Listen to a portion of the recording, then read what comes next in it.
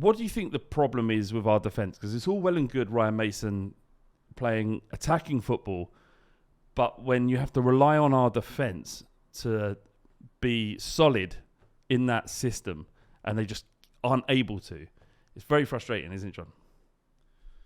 It's extremely frustrating given that, if you look at our goals scored, it's actually pretty good. Right? It's like right at the top of the league. And if you look at our goals conceded, we're basically like relegation zone. So it's like kind of quite a stark contrast between the team as a whole is basically like pretty good going forward and fucking useless at the back. And it is it's a really visible problem. But in some ways, and this sounds a bit of a mental thing to say, but in some ways that's kind of a good thing because it helps you identify exactly what we need to do over the summer, right? Like we've gone into other transfer windows before and you could kind of argue with people, we need a centre forward. No, what we need is a left-sided attacking player. No, what we need is a creative midfield. This time, everyone agrees we basically need a new keeper and a new defence, like in its entirety. And so I think that like should focus us on, what we really need to do in the summer. But yeah, it's not been easy because you basically either do what Conte and Stellini did, which is really, really defend and play in a very like cautious, protective way and still potentially lose games because your defence is that bad. Or you go down the Mason route and think, right, fuck it, like we're just going to go all out. Yeah, we're going to concede goals, but we're going to score goals.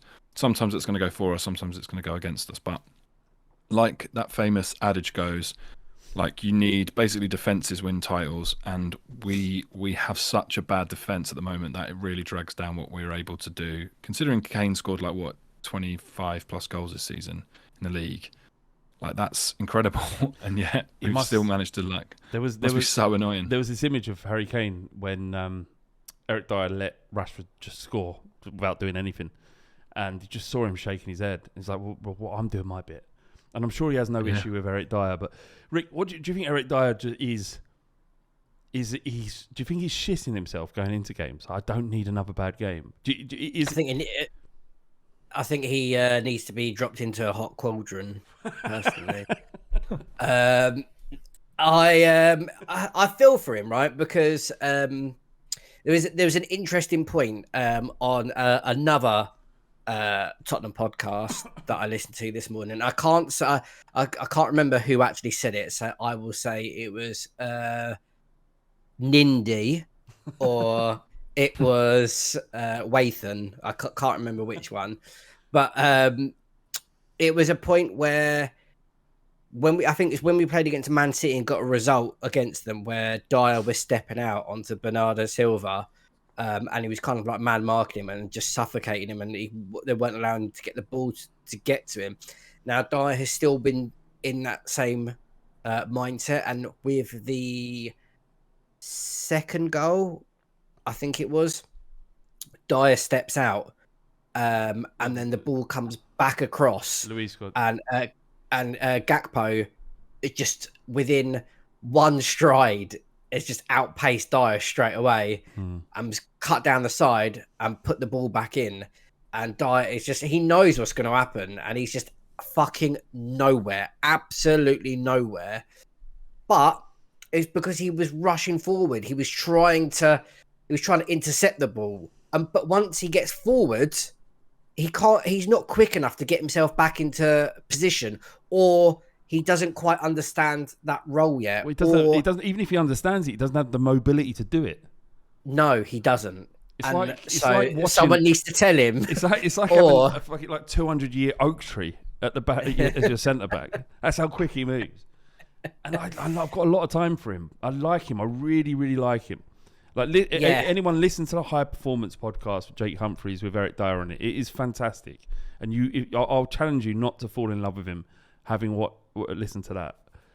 Even that, but scoring against the Gooners and the shushing, like for me, it's just like you just go up. You just go up in my and walking through the stadium, up the seats to go and fucking have it. Yeah, he's got legacy. He's done enough. Yeah, he's got legacy. But right now we're suffering. And it's not his fault because he's the only centre back that we can actually pay in that back three. We haven't got any other option. Like, you've got to look at Daniel Levy, and again, I'm going to say the same thing over and over again. And it's unfair to some degree because we keep saying the same thing and there isn't a transfer window open to fix it. But Eric Dier has to play. Like all of us, if we had to select a first 11 now, Eric Dier would be in our team. It's not his fault that he's not good enough. So it's hard to be critical. But do you think? Sorry, do you think this is like a bit of a domino effect, really? Because with our defence, it feels like we're caught in two different things in what we're trying to do. Like whether it's the Conte staying back, trying to pass the ball, waiting for the players to come, the opposition to come press us, and then we play out of it, or we're now into Mason, where we're playing a bit higher, we're being a bit more kind of aggressive in our attack, and we're leaving gaps. So you're caught in between both. But for me, the last, I was going to say few, but even maybe a bit more than a few, you know, Romero, I'm just not feeling him at the moment. And also with Porro, there's been a few goals. It's down on that flank where Porro and Romero are. And there needs to be some kind of coaching that goes on where Porro is obviously going to get forward and Romero has to cover that right wing back position. And then maybe the defensive midfielder will drop back in as well. So there is that cover, because at the moment we're just getting overloaded on each of those sides because the opposition know that Porro is going to go forward, and then it's like ping that ball over that side. Romero's just there on his own. Does Dier come over? Does Longley come over? Like when that happens and we're being overloaded on that side, who moves and where? And you need to have that drilled down, because at the moment it just feels like we're going from pillar to post when that happens. It's clear that Romero needs a good defender next to him, because Romero's attributes aren't just defending. It's about being on the front foot, being aggressive, trying to beat the attacker or the forward to the challenge, to be nifty. He assisted Son, didn't he? Yeah, look, no, the ball into Son was incredible. Like we're not by saying that Romero has had an average season, which he has, but it isn't, you know, criticising him as a footballer overall. But he's just standing next to Longley and Dier, who aren't elite defenders. In the same way that Van Dijk made Matip look world class, he needs that. He needs Alderweireld. It's like Vertonghen to Alderweireld. Vertonghen was an incredible elite defender, one of the best we've ever seen at Tottenham.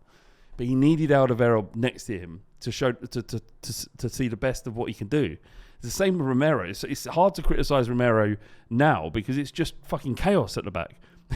He's gone from having, like, even Emerson Real added a certain stability to that role, whereas Porro's the reason why we bought Porro is to do what he does. Is how well can you attack from that right wing back position, which leaves, like as you said, Romero with a situation. Whereas, do I cover or do I play to my strengths? What's got me to Tottenham from Atalanta, which is playing on the front foot. So you've got two players on the right hand side of our defence who are both trying to play on the front foot. And then you've got Eric Dier trying to sweep up when he's not good enough or not mobile enough to do it. So we are in a situation where it needs to be fixed. And it has, in the last 6 months, been mooted that Eric Dier would be given a 3-year deal. What's your reaction to that, John? There isn't any kind of concrete stories. These are things that have been sort of flying about on Twitter and stuff. Do we know how long he had left on his deal? Because, and the reason I asked that, and it doesn't really matter if we don't know the answer. The reason I asked that is, if it's like going into like the last year, then maybe it's just a case of protecting value, right? Which actually is, whilst on the surface people are, why are you giving him a new contract? It's pointless. It's like, yeah, but you either, like, if he's got 1 year left, you get, let's say, 10 million. He has 3 years on his deal, you get 5. That's a logical move, and it makes a lot of sense. So I guess this is one thing we'll never know, is what is the motivation? Is the motivation to protect the value so that if we get the right offer, we can sell him? Or is it to reward him for performances? Because if it's to reward him for performances, then it's exactly like we were saying earlier around, like, what is the decision-making process at the club, and who's responsible for making these calls? Because that would be genuine lunacy at that point, to actually reward him for like solid performances when, you know, we've seen some of the worst defensive performances from him in his career during this spell. So that would make no sense to me. If it is a case, like I said, of protecting his value, then we're only going to really find that out when we get into transfer window time, and if we see offers coming in from clubs in the Premier League or elsewhere that want to take him off our hands, I think we should be looking to move him on.